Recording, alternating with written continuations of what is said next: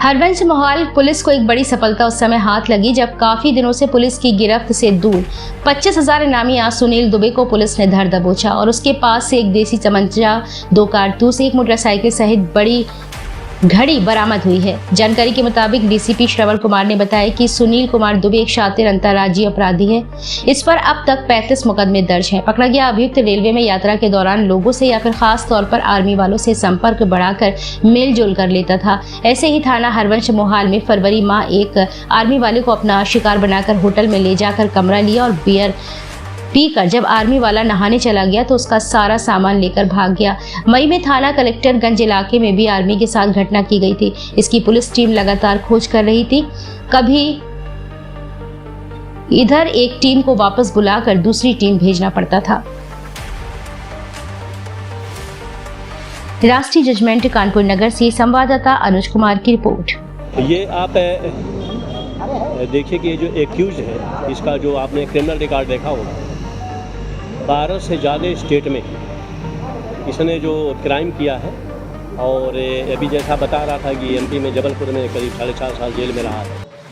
तो ये एक इंटर स्टेट और बहुत ही पेशेवर, बहुत ही शातिर ये क्रिमिनल है, विशेष करके साइबर का, ठगी का, और लोगों को एक तरीके से अपने जाल में फंसा करके और उन पर विश्वास पैदा करके उनसे ठगी करना है। ये केस जो हम लोगों को मिला है, मैं आपको बताऊंगा। मई में 5 मई की डेट थी।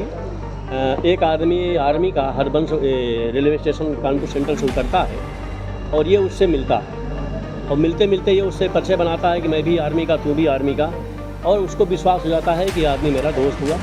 फिर उससे कहता है कि चलो होटल में चलते हैं, खाना पीना खाते हैं, तुम भी आर्मी को, हम भी आर्मी के। और फिर यहाँ पे हरबंस मोहाल होटल में आता है और ये लोग होटल में कमरा बुक कराते हैं। कमरा बुक कराने के बाद जो आर्मी का जो आदमी था, वो जब नहाने के लिए जाता है, उसी दौरान ये उसका पासपोर्ट, बाकी चीज़ और ATM लेकर के वहाँ से फरार हो जाता है। जब तक वो निकलता है तो वो देखता है कि मेरा दोस्त कहाँ गया, और जब नहीं देखता है तो अपने बाकी चीज़ों को देखता है, तब तक उसके जो है पैसे, बाकी चीज़ साफ हो जाती है। तो वो थाने पे आता है, बेसिक सूचना वो देता है, CCTV फुटेज खंगालते हैं, मैं दे दूंगा आप लोगों को CCTV फुटेज। और ये 5 मई की वारदात थी। उसके बाद फिर एक कलेक्टरगंज में वारदात करता है।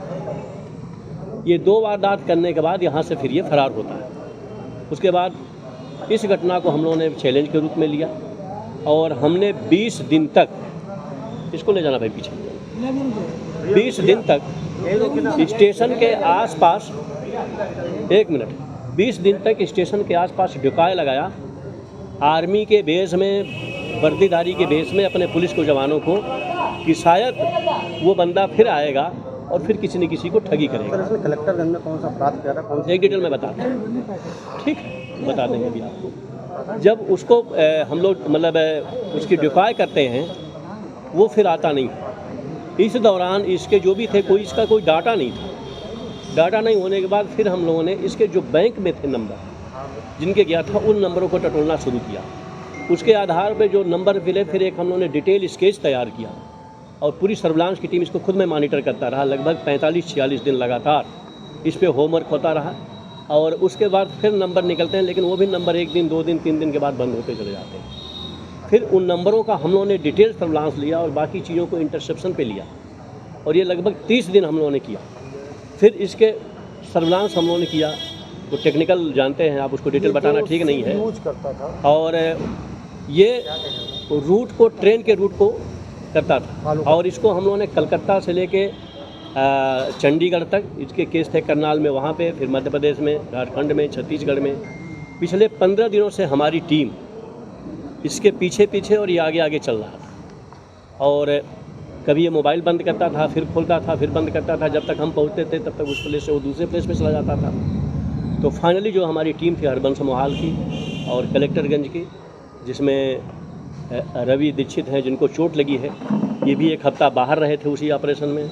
हमारे ये वाजपेयी हैं जो नयागंज सुतरखाना चौकी इंचार्ज हैं, ये लोग पूरे लगे रहे, पूरी टीम लगी रही और सर्विलांस की टीम लगी रही। और फिर फाइनली जब इसका मूवमेंट हुआ है यहाँ पे, तो हरबंस मोहाल और बाकी पूरी टीम ने इसको अरेस्ट किया। इस पे जो क्रिमिनल रिकॉर्ड आप देख ही रहे हैं किस तरीके से है। इसका एक बहुत शातिराना अंदाज है। ये अपनी एक टीम बना के रखता है, विश्वास किसी पे नहीं करता। इसने पूरे 1 महीने के सर्विलांस में हम लोगों को इसने ये नहीं बताया कि मैं इस पॉइंट पे जा रहा हूँ या इस पॉइंट पे आ रहा हूँ। आप समझ सकते हैं कि कितना बड़ा मुश्किल काम अगर कोई नहीं बताता है, उसको ट्रैक करना, उसको निकालना। सर क्या देखा जाए टीम का सरगना सबसे बड़ा यही था? ये तो मेन है, मास्टर माइंड है, लेकिन जिनके जिनके खातों में पैसा गया है, एक और बड़ी एक डिटेल इसकी इन्वेस्टिगेशन मैं कराऊंगा, इसको मॉनिटर मैं खुद करूंगा कि इसमें जितने लोग हैं, चाहे वो सिम प्रोवाइडर करने वाले हों, जाहिर सी बात है एक मोबाइल और एक सिम ये 2 दिन से ज़्यादा यूज़ नहीं करता है, उसको हटा देता है। अब आप समझ सकते हैं कि अगर 1 महीने में हुआ तो 15 मोबाइल 15 सिम उसने यूज़ की, तो इस तरीके का रिसोर्स है और हमेशा ये ठगी जैसे ही करता था। अभी जब हमारी टीम लगी हुई थी तो पटना के आसपास जब ये कलकत्ता से रिटर्न कर रहा था, उस समय किसी में ट्रेन में इतने ठगा और उसका पैसा तत्काल उसने खातों में डिस्पर्स कर दिया। तो ये हमारी पूरी टीम इसमें लगी हुई थी, हम लोग इसको ट्रैक कर रहे थे, फाइनली वेट कर रहे थे कि मूवमेंट इसका कहाँ होता है, और संजोग से इसका मूवमेंट इधर को हुआ और फिर हमारी टीम सर हरबंस मान को वो कौन सा होटल था जो आर्मी वाले के साथ इसने किया था? कौन सा था भाई, ये मैं आपको फ़ोटो दे देता हूँ, वीडियो मेरे पास